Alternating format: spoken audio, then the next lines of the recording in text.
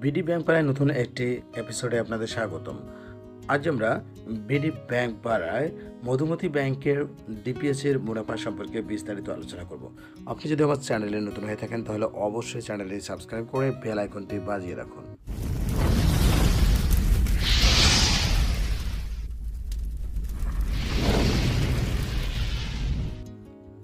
মধুমতি ব্যাংকের ডিপিএস হলো একজন গ্রাহক প্রতি মাসে একটি নির্দিষ্ট পরিমাণ টাকা ব্যাংকে জমা রাখে, মেয়াদ শেষে একটি ভালো পরিমাণ টাকা মধুমতি ব্যাংক থেকে রিটার্ন পায়।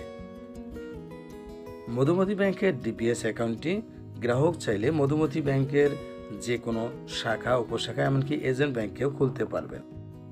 মধুমতি ব্যাংক ডিপিএসে জমাকৃত টাকার বিপরীতে গ্রাহককে বিপদকালীন সময়ে তার জরুরি প্রয়োজনে লোন সুবিধা প্রদান করে থাকে। মধুমতি ব্যাংক মেয়াদপূর্তির পূর্বে ডিপিএস এর টাকা উত্তোলনের সুবিধাও প্রদান করে থাকে গ্রাহককে।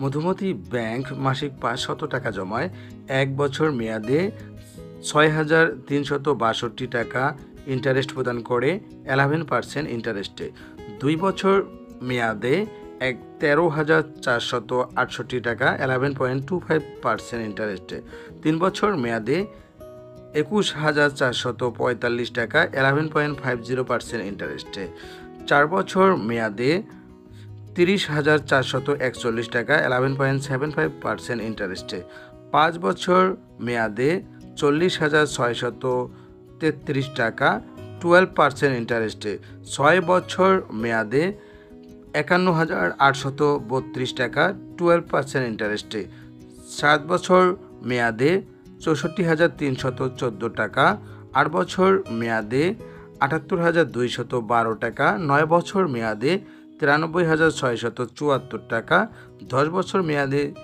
1,10,865 টাকা। অর্থাৎ 1 বছর মেয়াদে ইন্টারেস্ট প্রদান করে 11%, 2 বছর মেয়াদে 11.25%, 3 বছর মেয়াদে 11.50%, 4 বছর মেয়াদে 11.75%, 5 থেকে 10 বছর মেয়াদে 12 অর্থাৎ 12%। মাসিক 1,000 টাকা জমায় 1 বছর মেয়াদে গ্রাহক পাবে 12,724 টাকা, 2 বছর মেয়াদে 26,936 টাকা, 3 বছর মেয়াদে 42,890 টাকা, 4 বছর মেয়াদে 60,883 টাকা, 5 বছর মেয়াদে 81,266 টাকা, 6 বছর মেয়াদে 1,03,665 টাকা, 7 বছর মেয়াদে 1,28,628 টাকা, 8 বছর মেয়াদে 1,56,424 টাকা, 9 বছর মেয়াদে 1,87,349 টাকা, 10 বছর মেয়াদে 2,21,730 টাকা।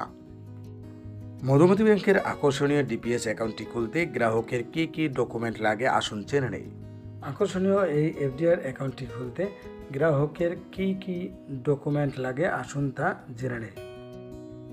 গ্রাহকের সাম্প্রতিক তোলা পাসপোর্ট সাইজের 2 কপি ছবি, অ্যাকাউন্ট হোল্ডারের ছবি অবশ্যই ইন্ট্রোডিউসার বা পরিচায়ক দ্বারা সত্যায়িত হতে হবে, নমিনির এনআইডি বা পাসপোর্ট বা জন্ম নিবন্ধন বা ড্রাইভিং লাইসেন্স এর ফটোকপি, নমিনির 1 কপি সদ্য তোলা পাসপোর্ট সাইজের ছবি অবশ্যই তা অ্যাকাউন্ট হোল্ডার দ্বারা সত্যায়িত হতে হবে।